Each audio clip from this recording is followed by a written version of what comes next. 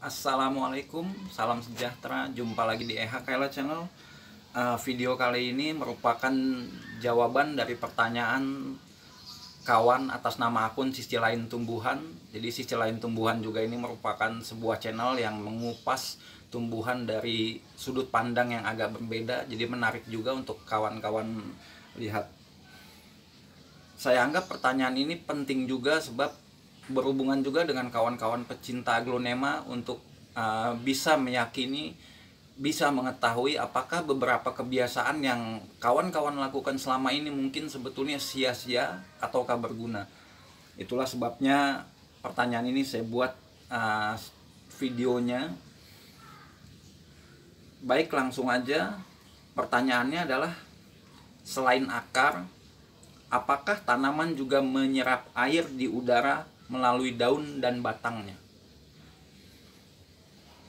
Pada kolom komentar itu, ketika itu saya langsung menjawab dengan jawaban iya dan tidak.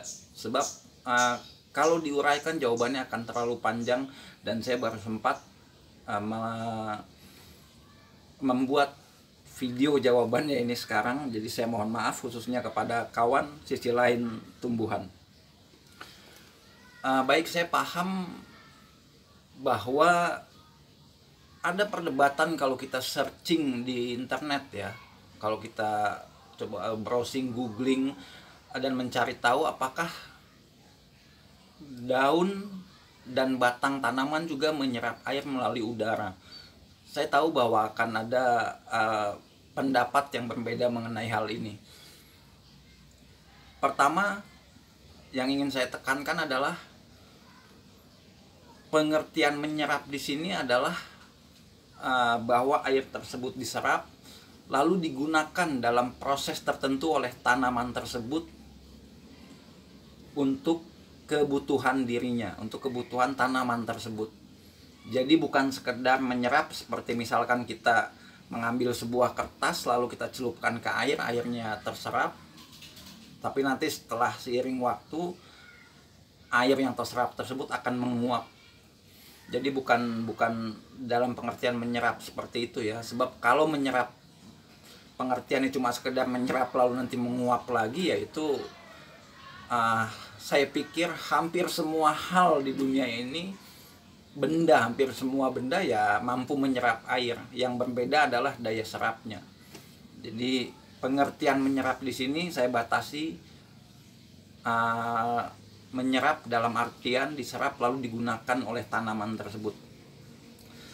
Oke, kita harus pahami bahwa perdebatan apakah daun dan batang ini menyerap air dari udara itu sudah terjadi sejak abad 17 ya. Jadi pada tahun 1727 seorang ilmuwan bernama Hales itu berpendapat bahwa tanaman sayuran, jadi dia menggunakan tanaman sayuran waktu itu sebagai media penelitiannya, itu kemungkinan besar menyerap air hujan dan embun. Jadi Hales itu berpendapat seperti itu. Lalu pada tahun 1753-nya itu 1753 itu seorang ilmuwan juga yang bernama Bonnet itu menguatkan juga hasil penemuan dari Hales. Saya sampai membuat catatan di sini, sebuah catatan kecil dalam HP ini, sebab saya nggak ingin pendapat saya terkesan asal. Jadi saya juga mencari dari sumber-sumber yang saya anggap cukup kredibel. Lalu tapi pada satu abad sebelumnya, itu pada tahun 1857, seorang ilmuwan juga bernama Ducharte berpendapat bahwa air hujan dan embun tidak diserap oleh daun tanaman. Jadi pada tahun satu abad kemudiannya, yaitu pada tahun 1857, Ducharte berpendapat seperti itu, bahwa hujan dan embun tidak diserap oleh daun tanaman. Masih pada abad yang sama, abad 18, dalam buku Textbook of Botany. Jadi seorang ilmuwan yang bernama Sachs itu mengatakan bahwa daun dan batang tanaman tidak menyerap air. Jadi air cuma diserap oleh tanaman melalui akar. Dan hal ini juga dikuatkan oleh seorang ilmuwan juga yang bernama Candolle. Jadi dia berpendapat sama dengan Sachs itu. Bahkan menambahkan bahwa fenomena ketika tanaman terlihat agak layu pada sore harinya, lalu menjadi segar pada tanaman agak layu pada siang harinya, lalu ketika sore hari dan pagi hari terlihat segar, itu bukan karena tanaman menyerap air hujan atau embun. Jadi ketika kita menyiram tanaman lalu tanaman terlihat lebih segar, itu bukan karena bahwa daun tanaman menyerap air. Jadi Candolle ini juga berpendapat demikian. Tapi lebih pada karena ketika sore hari dan pagi hari atau ketika disiram daunnya, itu proses transpirasi berhenti atau menurun. Jadi pada beberapa video sebelumnya saya sudah sampaikan bahwa transpirasi ini adalah sebuah proses di mana tanaman mengeluarkan kelebihan cairan. Jadi yang berfungsi untuk mendinginkan dirinya, jadi atau mengeluarkan kelebihan cairan, itu yang dinamakan transpirasi. Jadi karena ketika tanaman terlihat lebih segar pada sore atau pagi hari, karena proses transpirasi pada saat itu menurun atau berhenti, dan pada sisi yang sama akar tetap bekerja untuk menyerap air dari dalam tanah. Itu makanya tanaman terlihat lebih segar. Jadi itu pendapat Sachs dan Candolle pada abad 18-an ya, 1857-an kalau saya tidak salah. Saya akan, jadi ini itu timeline-nya ya. Jadi saya telah sebutkan tadi dari tahun 1727 lalu ke abad 18-an. Sekarang saya akan melompat lagi pada agak jauh ke tahun 2013. Jadi pada tahun 2013 The Nature Education mengutip hasil penelitian dari Andrew McElroy. Ini seorang dosen peneliti di Universitas of California. Lalu Brandon Coate, seorang peneliti dari University of Western Sydney, dan Craig Broderson, seorang peneliti juga dari University of Florida. Itu salah satu hasil penelitiannya mengatakan bahwa semua air yang digunakan oleh tanaman yang tumbuh di tanah atau tanaman land plant itu diserap dari tanah oleh akar. Dengan kata lain, hasil penelitian ini mengatakan bahwa batang atau daun tanaman tidak menyerap air dari udara, sebab semua air yang digunakan oleh tanaman diserap dari tanah menggunakan akar. Itu pada tahun 2013. Tapi juga pada tahun yang sama, masih pada tahun 2013 juga, 3 orang ilmuwan tanaman yang bernama Oliveira, LRCB, dan Lima, dalam sebuah jurnal ilmiah yang berjudul Foliar Uptake of Fog Water and Transport Below Ground Alleviates the Drought Effect in the Cloud Tree Spaces. Jadi ketiga ilmuwan ini meneliti di beberapa hutan di Brazil, yang hutan itu hampir selalu konstan tertutup oleh kabut. Kita tahu bahwa kabut ini mengandung air ya. Dan menemukan bahwa beberapa spesies sedikitnya 70 spesies dari tanaman Drimys brasiliensis yang ditemukan pada 7 ekosistem yang berbeda itu menyerap air melalui daunnya, dikarenakan potensi air di udara lebih banyak daripada air yang terkandung di daun, sehingga ketika pada tanaman biasa air itu mengalir diserap dari tanah oleh akar, lalu ditransportasikan oleh batang sampai ke daun dan buah. Tapi ini terbalik untuk beberapa spesies Drimys brasiliensis ini. Dia mengairi dirinya sendiri dengan cara menyerap menyerap air yang terkandung dalam udara, lalu dialirkan balik ke akar. Dia mengairi dirinya sendiri. Itu fenomena dari yang disebut tanaman Drimys brasiliensis tadi. Lalu pada tahun 2016, jadi seorang dosen di Purdue University, Indiana, di Amerika Serikat, yaitu yang bernama Rosie Lerner, itu pada tahun 2016 itu mengatakan bahwa pada tingkat kelembaban yang tinggi, misalnya pada saat berkabut, daun tanaman menyerap air dari udara. Jadi kita bisa dari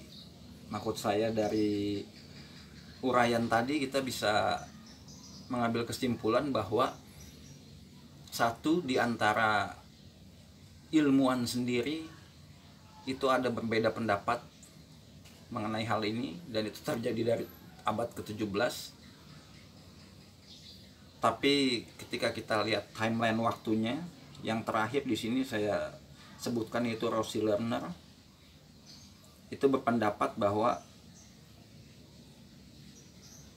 pada saat kelembaban tinggi, misalnya berkabut ataukah embun, ketika cuaca sangat berembun, itu ya tanaman menyerap air juga melalui daunnya.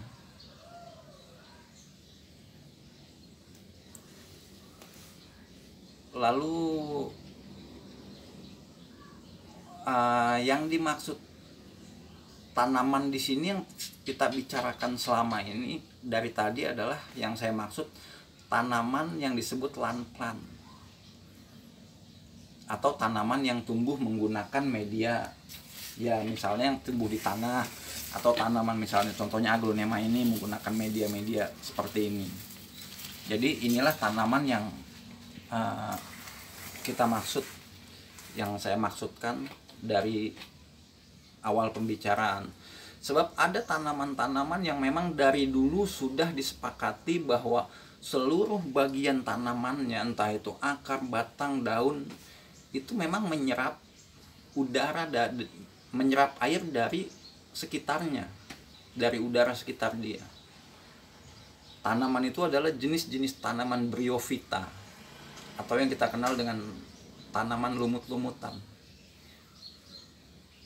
Jadi khusus untuk tanaman bryophyta, di sana tidak ada perdebatan bahwa memang tanaman itu menyerap air juga dari lingkungannya melalui daun, batang, dan seluruh bagian tanamannya. Khusus untuk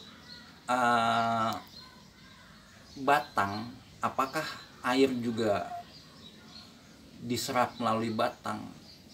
Saya tidak bisa menemukan satupun jurnal atau tulisan yang mengatakan demikian.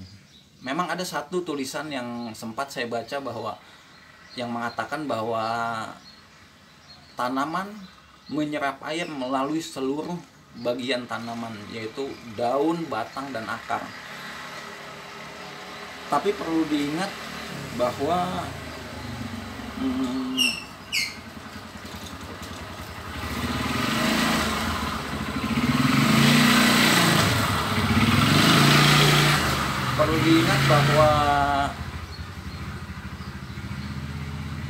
pada tulisan itu saya tidak menemukan kajian ilmiah yang cukup memadai. Itu makanya saya kesampingkan pendapat itu. Jadi khusus untuk batang, saya katakan saya tidak bisa menemukan satupun jurnal yang memiliki kajian ilmiah yang cukup memadai. Ya kecuali kalau untuk tanaman bryophyta ya, itu memang khusus.